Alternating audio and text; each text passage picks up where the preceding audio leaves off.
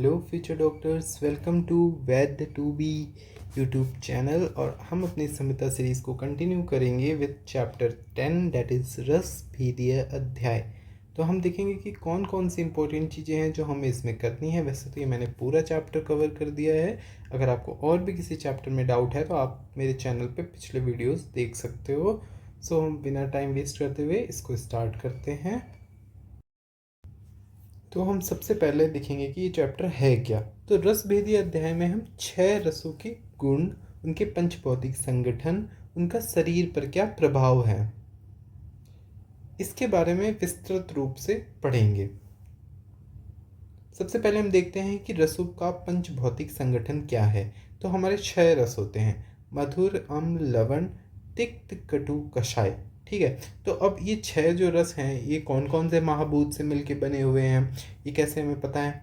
देखो, मधुर जो है वो पृथ्वी और जल से मिलके बना है। अम्ल पृथ्वी अग्नि, लवण जो है वो जल अग्नि से, तिक्त आकाश वायु से, कटु वायु अग्नि से, और कषाय पृथ्वी वायु।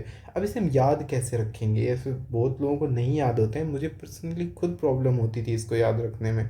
तो इसके लिए एक सीधी सी ट्रिक है, आप इसी सीरियल वाइज इसको लिखो: मधुर, अम्ल, लवण, कटु, तिक्त, कषाय। ठीक है। इसके बाद आप क्या करो, पहले 2 में पृथ्वी पृथ्वी, लास्ट में पृथ्वी। ठीक है। लास्ट के 3 में आप क्या कर दो, वायु वायु वायु कर दो। ये आपका पृथ्वी पृथ्वी के हो गए, इधर वायु के हो गए। फिर ऊपर जल लिख दो, थर्ड वाले में जल लिख दो। बचे हुए जो हैं ऊपर के दोनों, इनमें तेज तेज मतलब ऐसे अग्नि है, शॉर्टकट लिख दो, इससे कंफ्यूजन ना हो। इनमें तेज तेज लिख दो लास्ट के सेकंड में, और इधर आकाश लिख दो। क्या है कि अभी आपको लग रहा होगा क्या इधर भी ये लिख दो उधर भी ये लिख दो, है ना, लग रहा होगा ना। फिर क्या करो, आप इसको 3-4 बार इसी वे में लिख के प्रैक्टिस करो, देखना आपके दिमाग में छप जाएगा एकदम ये। फिर आप जब रिकॉल करोगे ना कि मधुर में क्या था, तो आपको तुरंत याद आएगा कि हाँ, पी ऊपर लिखा था, जे लिखा था, तो पी प्लस जे यानी पृथ्वी जल होगा। तो बात मानो, इसको 2 से 3 बार, बस 2 से 3 बार लिख के देख लो, आपके दिमाग में 110% आ जाएगा ये। ठीक है। फिर हम पढ़ते हैं कि ऐसे रसों के कार्य या प्रभाव। तो इसको मैंने क्या किया है कि ऐसे टेबुलर फॉर्म में नीचे मैंने इसको ऐड ऑन किया है, इससे हम देखते हैं। सबसे पहले क्या है कि षड रसों के लक्षण क्या है। देखो, लक्षण देखते हैं: मधुर, अम्ल, लवण, कटु, तिक्त, कषाय। तिक्त, कटु, कषाय। ठीक है, यही सीक्वेंस हमारा रहेगा। सीक्वेंस आपको याद रखना है: तिक्त, कटु, कषाय। मधुर क्या है, स्वीट, अम्ल सॉर, लवण सॉल्टी, पंजेंट बिटर, एस्ट्रिजेंट। ठीक है, तो सबको पता ही होगा।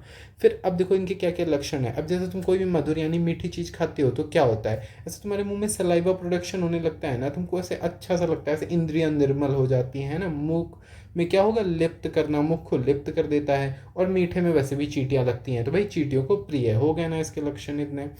अम्ल क्या है, अम्ल देखते हैं ऐसे, तो कुछ भी ऐसे खाया हमने शौर सा, तो क्या होगा, लाल स्राव, मतलब ऐसे बहुत ज़्यादा ऐसे लार सी आएगी, है ना, सलाइवा सी आएगी। रोम हर्ष, दंत हर्ष, ऐसे गूज बम से आ जाते हैं, दांतों में किनकिनाहट सी होने लगती है, तो रोम हर्ष, दंत हर्ष वगैरह। ऐसे नेत्र और बाँह संकुचित हो जाते हैं, ऐसे उठ से जाते हैं ना एकदम। फेशियल एक्सप्रेशन जो आता है वही उसके लक्षण हो गए। लवण का देखते हैं, उसमें भी वही सिंपल है, लाल स्राव, लगभग सेम से ही है। तिक्त में क्या करना है आपको, तिक्त कैसा बने, टेस्टलेस सा, तुमने कुछ खा लिया तो जीभ का जो भी रस ज्ञान लक्षण वगैरह है वो सब क्षीण हो गया, है ना, तो कुछ टेस्टलेस सा ले लिया तुमने। कटु कुछ बिटर सा लिया, तो क्या होगा, बिटर रस लेने में तुम्हारी जीभ में कुछ चिमचिमाहट सी उठेगी। ठीक है, तो ये इसका इस तरह से कर लेना। कषाय यानी एस्ट्रोजन, तो इसको खाने से क्या होगा, तुम्हारी जीवा में जकड़न सी उत्पन्न हो जाएगी, कुछ जकड़ा जकड़ा सा तुम्हें फील होगा। तो इस तरह से तुम इसके एक एक दो दो लक्षण जो है अपने दिमाग में रखो। फिर हम देखते हैं इनके कर्म के बारे में। तो अब किसका क्या कर्म है, हमारे शरीर में कौन सा रस क्या करता है, किसकी क्या प्रायोरिटी रहती है, वो चीज़ हम देखते हैं। तो मधुर रस लेने से क्या होती है, हमारी जो धातुएं हैं वो प्रबल बल मिलता है उनको। ठीक है, धातुओं को प्रबल बल देता है ये। कोई भी बाल है, वृद्ध है, इन सब में क्या है, इंद्रियां, ओज, इनके लिए प्रशस्त होता है, मतलब लाभदायी होता है। फिर क्या करता है ये, ब्रहण मतलब न्यूट्रिशन देता है हमारे शरीर को। गुरु होता है, मधुर मीठी चीज़ें कैसी होती, गुरु होती हैं। आयुवर्धक होता है, जीवन देता है, स्निग्ध होता है ये कुछ कुछ पॉइंट्स हैं, लिख लिख के तुम अच्छे से इनको याद कर लो। कोई भी रस के बारे में आए तो इनको ऐसे कंबाइन करके तुम आंसर लिख सकते हो। अगर तुमसे 6 रसों के कर्म, ये बहुत इंपॉर्टेंट क्वेश्चन है कि षड रसों के कर्म और लक्षण को डिफाइन करो ऐसे 10 नंबर 5 नंबर में, तो तुम इस टेबुलर फॉर्म में भी कर सकते हो। बहुत ही अच्छा रहेगा अगर तुम इस तरह से प्रेजेंट करते हो तो। फिर अम्ल रस क्या करता है, अम्ल खा आ से अम्ल याद कर लो, आ से अग्नि दीपक, ठीक है, अग्नि का दीपन करता है, ये भी स्निग्ध है। पाचन रोचन उष्ण वीर्य होता है, क्लेदन करता है, लघु होता है, ये गुरु था, ये लघु है, ठीक है। इसके बाद लवन रस की बात करते हैं, तो लवन रस क्या अपना स्नेहन स्वेदन रोचन छेदन, देखो ऐसे ना ऐसे रिदम बना के याद कर लो, स्नेहन स्वेदन रोचन छेदन भेदन, इस तरह से करके सीक्वेंसली याद कर लो। तिक्त रस का काम क्या है, तिक्त रस क्या करेगा, लघु होता है, रूक्ष होता है, आरोचक, स्वयं ही आरोचक होने पर ये अरुचि नाशक होता है। अरुचि नाशक क्या होता है, एनोरोक्सिया, उसको खत्म करता है, अरुचि नाशक होता है, ठीक है। क्लेद मेद वसा मज्जा मलमूत्र का शोषक करेगा। ऐसे ही कटुरस की बात करते हैं, तो कटुरस क्या करेगा, गल रोग हो गए, ऊर्दद हो गए, कुष्ठ हो गया, ठीक है, कुष्ठ वगैरह इन सबको क्या करेगा, नाशक, इन सबको खत्म करता है। फिर वही कॉमन अपने दीपन पाचन शोधन स्रोतों में फैलना, इसका काम है कटु का। कफ घन करता है, कफ को बढ़ाता है। कषाय रस की बात करते हैं, कषाय रस गुरु होता है, रक्त शोधक होता है, रूक्ष होता है, त्वचा को अति निर्मल करने वाला होता है, ठीक है। इसमें भी पीड़न रोपण ये सब आ रहे हैं। तो ये कुछ ऐसे बेसिक बेसिक से कर्म हैं, इनको तुमको याद ही रखना है। फिर अगर तुम इनका अधिक सेवन कर लेते हो, बहुत ज़्यादा ले लेते हो, तो क्या होगा, अब मधुर मीठी चीज़ तुम बहुत ज़्यादा ले लोगे तो खुद से सोचो क्या होती है, हम कितना सुनते हैं डायबिटीज़ यानी कि प्रमेह होगा, स्थौल्य मेदोज रोग, मतलब क्या है कि ऐसा मोटापा सा बढ़ेगा ना, तो मेदज रोग, स्थौल्य आ जाएगा यहाँ से, कफ श्लेष्मस रोग, क्या कफ को तो बढ़ाएगा बढ़ाएगा, तो क्या हो जाएगा, श्लेष्मस रोग हो जाएगा, ठीक है। फिर अम्ल बहुत ज़्यादा लेते हो तो स्थौल्य हो जाएगा। कंडू, कंडू क्या होता है, स्किन डिसीजेज, पांडु रोग, विषर्प सोफ, तृष्णा, जैसे तृष्णा है ना, ऐसे कॉमन सा है तृष्णा, तुम सभी में ऐड ऑन कर सकते हो, तृष्णा लिख सकते हो सब में। लवन से क्या होगा, लवन का से बहुत ज़्यादा हेयर फॉल वगैरह देखा जाता है, तो खा लेते पाल लेते, ऐसे तुम याद रख लो, बाल झड़ते हैं लवन रस से, सॉल्टी ज़्यादा खाने से, तो खा लेते पाल लेते, तुम ऐसे याद रखो। कुष्ठ हो गया, कुष्ठ क्या होता है, लेप्रोसी। फिर तिक्त में ऐसे धातु क्षय व्याधि क्षय। कटु तृष्णा, वही कॉमन सा अपना चलेगा, कटु का क्षय तृष्णा तृष्णा, बस कटु में ऐसे शुक्र क्षय बल क्षय मूर्छा वगैरह याद कर लो, कम आते ही हैं इनमें। फिर कषाय से कषाय का से क्या होता है, कार्श्यता आ जाएगी, स्रोतरोध हो जाएंगे, विस्तंभ आद्यमन, ये पिछले चैप्टर्स में मैंने ये टर्म डिफाइन किए हैं, ये क्या होते हैं, तो आपको नहीं पता है तो वो आप वीडियो देख लो। फिर अब जैसे रस, ये सामान्य कर्म या गुण उनका होता है, बट उनके कुछ ऐसे होते हैं जो कि अपवाद होते हैं, कुछ जो हैं अपवाद, मतलब जो एक्सेप्शंस हैं, उनका हमें जानना जरूरी है। ये तो इनके सामान्य कर्म गुण हैं, मतलब ये चीज़ जो है वो ऐसे कार्य ना करके उसका उल्टा ही कर देते हैं, तो ये अपवाद भी हमें देख लेते हैं, एक दो तो पता ही होने चाहिए आपको।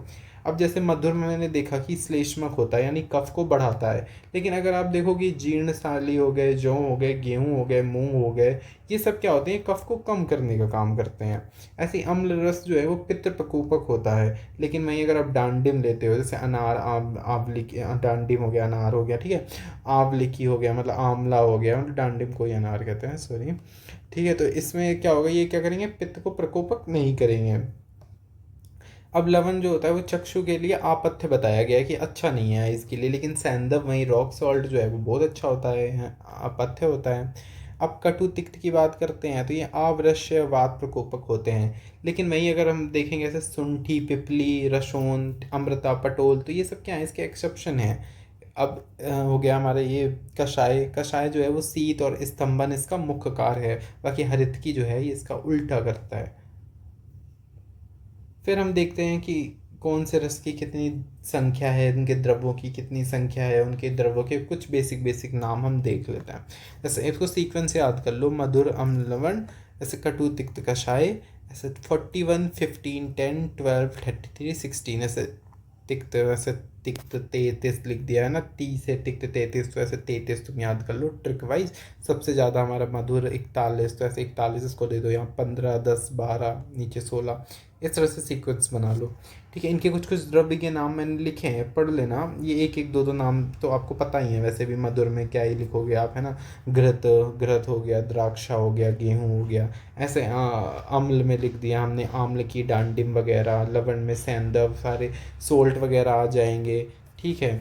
कटु में हम हींग, मरीच, पीत, पंचकोल, पंचकोल हमने पढ़ाई है। पंचकोल 5 चीज़ों का मिलके बनना, पिपली, पिपली मूल, चव्य, चित्रक, नागर, इनसे मिलके बना हुआ होता है। ठीक है। तिक्त की बात करते हैं, अमृता, पटोल, पंचमूल आ जाता है इसमें। कषाय में हमारा हरितकी आ जाता है, मधु वगैरह। फिर हमने ये तो देख ही लिया इनका महाभूत संगठन, ऐसे ट्रिक फॉर्म में हमने पढ़ ही लिया अच्छे से। ये हमें पता है वात, पित्त, कफ किस में होता है। वात वायु आकाश में, पित्त अग्नि में, कफ पृथ्वी जल में। अगर आप भूल गए हो तो इससे ऐसे रिवाइज कर लो। कि इसमें देखते हैं ऐसे रस में दोषों की प्रधानता के बारे में। तो ऐसे मधुर, अम्ल, लवण में तो क्या है, वात तो कम रहता है, वहीं कफ जो है ये ज़्यादा रहता है। ठीक है। कटु, तिक्त, कषाय में क्या रहेगा, वात ज़्यादा रहेगा, इसमें कफ कम रहेगा। अब बात करते हैं पित्त की। तो पित्त मधु में तो कम हो गया, अम्ल, लवण, कटु में ज़्यादा ज़्यादा हो गया, और तिक्त और कषाय में कम हो गया। ऐसे टेबुलर बना के लिख के याद करो, ये भी हो जाएगा। तो इसी के साथ जो भी इम्पोर्टेंट चीज़ें हैं ना इस चैप्टर की, वो हमने कवर कर ली हैं। तो इतना तो आपको करना ही करना है। ठीक है। Bye bye.